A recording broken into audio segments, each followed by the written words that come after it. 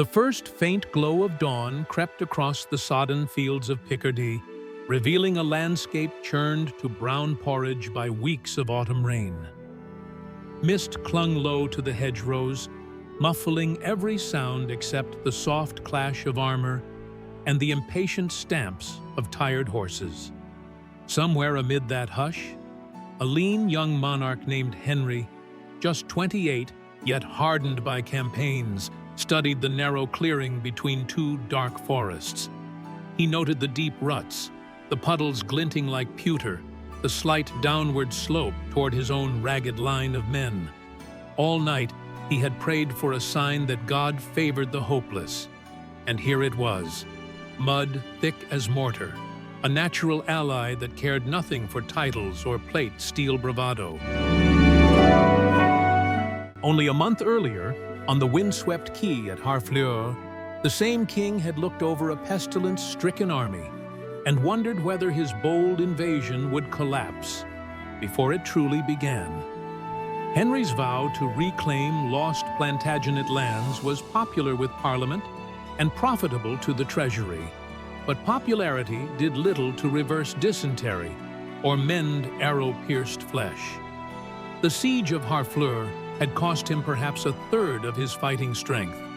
Archers staggered by sickness, men at arms wheezing blood. Still, surrender came, and with it, a spark of confidence that the young ruler fanned into a roaring certainty. He would march across hostile Normandy and show both friend and foe that an English king could defy the odds. Thus began a grim procession northward, every mile shadowed by French patrols and deepening gloom.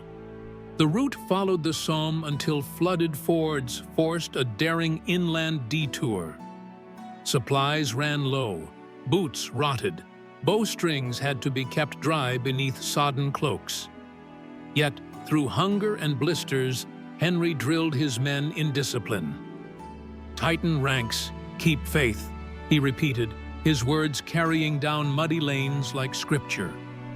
The English host advanced in a single column less than 6,000 strong, perhaps one archer for every 3 French lances rumored to be massing ahead.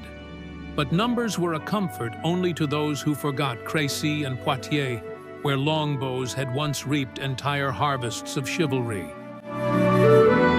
The French high command gathered at Rouen with an ease that betrayed their certainty of victory. Dukes of Orléans, Alençon, and Bourbon, constables and marshals, bannerets whose lineage traced back before Charlemagne, each brought retinues dazzling enough to bankrupt smaller kingdoms. Glittering harnesses were polished, plumes unfurled, destriers fed on oats and pride. Word spread that the English were gaunt, hollow-eyed, limping beneath threadbare standards. Some captains joked they should be shown mercy for managing so pitiful a parade. Others, mindful of longbow legends, urged caution. Yet honor demanded battle, and when honor speaks, caution seldom shouts loud enough. On the night of 24th October 1415, rain hammered the French tents pitched near the village of Maisoncelles. Inside, nobles diced for ransom rights, while pages dried silk banners by smoky braziers. A few miles away, the English bivouacked without canvas or comfort. Henry moved among them, hooded, pausing to share a crust of stale bread or lay a hand on a shivering shoulder. He spoke not of wealth or conquest, but of home. Fields in Kent awaiting harvest, wool merchants in Coventry counting on safe seas, children along the Thames reciting prayers for absent fathers. It was, in essence, a contract. Fight tomorrow, not for me, but for the England we carry in memory and hope to carry home again. Before dawn, he gathered his captains beneath a dripping oak. No parchment recorded the words that followed, but men later swore the speech burned like forged iron in their chests. Henry invoked St. Crispin, and victory snatched from despair, reminding every listener that glory grows in inverse proportion to the odds faced. He did not promise life. only purpose so fierce that life and death blurred into a single blazing instant of meaning. When the sun finally pierced the cloud bank, archers drew deep breaths scented of wet earth and oiled yew, ready to carve their names with mud and arrows across the face of history. The battlefield resembled a bottleneck. Two dense woods, Agincourt and Tramecourt, funneled any advance into a frontage scarcely 800 yards wide.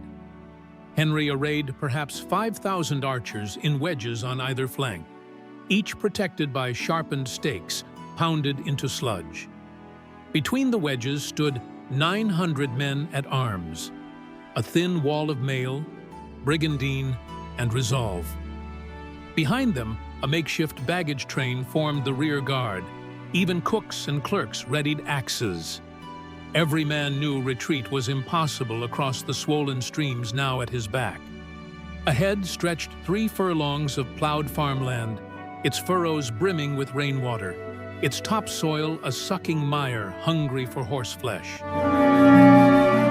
Shortly after 8 o'clock, the French vanguard emerged, knights knee to ankle, their armor bright as pressed silver, despite the drizzle. Heralds proclaimed lineage, trumpets flared, banners embroidered with lilies dipped in salute to Saint Denis. The Constable d'Albret ordered a halt, expecting Henry to withdraw at such magnificence. Yet the English line held still as carved oak. Minutes dragged. Restless horses pawed the muck. Quarrels broke out over precedence for the first charge. Realizing delay only favored well-rested longbowmen, Henry acted first. He raised his helmet, cried, "Advance the stakes!" and watched thousands of booted feet squelch forward 70 yards, archers hammering new holes for their protections. Then, with a single blast of his own trumpet, he unleashed the tempest. Arrows hissed high, fanning into dark cloudlets that seemed to blot out the pale sun. Goose-feathered shafts fell like sharpened sleet on visor, pauldron, and caparison. French horses reared, eyes rolling white. Riders hunched behind kite-shaped escutcheons, cursing the sky. Still, bravery spurred them on. Spurred indeed, rowels drove into flanks, and the first wave of 3,000 armored cavaliers lurched across the field. But speed and elegance crumpled in that quagmire. Hooves sank up to the fetlock, throwing mud that glued itself to gilded chamfrons. Momentum died after 50 strides. Longbowmen stepped up their rhythm, 10 shafts per minute, each warbow demanding 100 pounds of draw weight. Arrows punched through mail, shattered joints behind plate, pierced eye slits. Men tumbled and were trampled by the weight pressing from the rear. Still, the mass crawled on, like a wounded leviathan dragging itself toward prey by sheer will. By the time it reached the English front, formation had dissolved into a mob where heraldic leopards, fleurs de lis, and rampant lions were smeared the same dull brown. Now the English men-at-arms surged forward, chopping with poleaxe and mace at foes already knee-deep in suctioning clay. Archers dropped bows and waded in with mallets used moments before to plant stakes, smashing visors, thrusting daggers through gorgets. They were craftsmen of death now, improvising weapons from clubbed arrows, even stones. A second French division plowed into the rear of the first, forced there by commands they dared not disobey. Fresh armor collided with bodies already floundering, and the crush grew lethal. In places, the piles of metal-shod corpses rose higher than a tall man's waist, creating dams behind which blood-tinged water pooled. Among the chaos, the Duke of Alençon hacked his way to within yards of Henry himself. The king's personal guard closed about their sovereign, shields locked. A visor snapped open, a gauntlet reached. For a heartbeat, destiny teetered. Henry split the helmet rim of an assailant with a hand axe, felt steel glance off his own crown, heard more than saw the Duke fall under a flurry of blows. Surgeons would later count 3 dents in the king's helmet, each a mortal stroke turned aside by faith, fortune, or mere rivets. 2 hours into the carnage, a rumor raced along English ranks that a fresh French force was raiding the baggage, perhaps freeing prisoners to renew assault. Alarmed, Henry gave the most controversial order of his reign. Captive knights were to be killed at once, lest they rearm. Swords fell, pleas echoed. History still debates necessity versus cruelty, yet the decision underscores how thin the margin remained even in triumph. When scouts confirmed the threat exaggerated, the slaughter ceased, leaving fields littered with helms split like ripe fruit and pennons trampled beyond recognition. Toward mid-afternoon, the French command collapsed. The constable lay dead, the Duke of York as well. Thousands of noble families suddenly airless. Exhausted English soldiers slumped in puddles, too spent to cheer. They had loosed perhaps 70,000 arrows and swung untold hammer blows. But what secured the day was the unyielding partner underfoot. Mud that yoked chivalry to gravity and delivered it, helpless, to common archers. Sunlight broke fitfully, catching browsers of arrow fletching still quivering in defeated earth. Henry knelt where his banners fluttered limp, offering a Te Deum through parched lips. He ordered a tally, barely 400 English dead against as many as 6,000 French, though exact figures drift with the centuries. That night, campfires spotted the ridge like constellations mirrored on soil, while priests intoned names of fallen enemies with the same solemnity as friends. On the morrow, wagons would roll toward Calais heavy with plundered helms, and minstrels would already be shaping verse of St. Crispin's miracle. Yet for the survivors, the miracle was simpler. They still breathed, and England would remember them. News crossed the channel faster than ships, carried in tavern gossip, carried in merchant letters, carried in the swelling pride of a realm. Within months, Parliament granted Henry funds for new campaigns. Playwrights composed ballads. Church bells rang nationwide.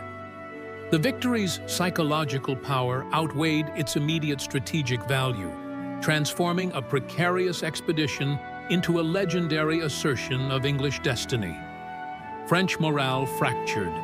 Factions vying for the throne squabbled more bitterly, and Burgundian allies edged closer to Henry's orbit.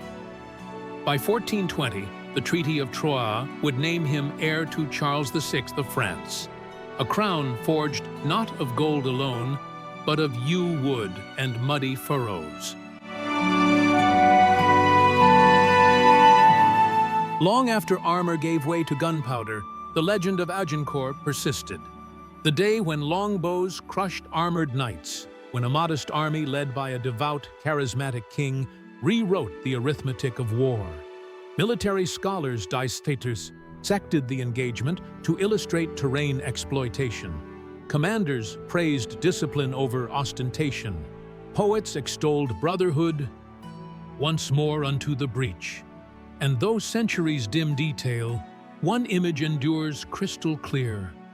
The whir of arrows under low gray sky, the thud of hoof in sucking earth, and the resolute figure of Henry V, cloak plastered to mail, calling his countrymen to stakes driven into mud and into memory, on a field named for a forgotten hamlet, yet immortalized by courage beyond counting.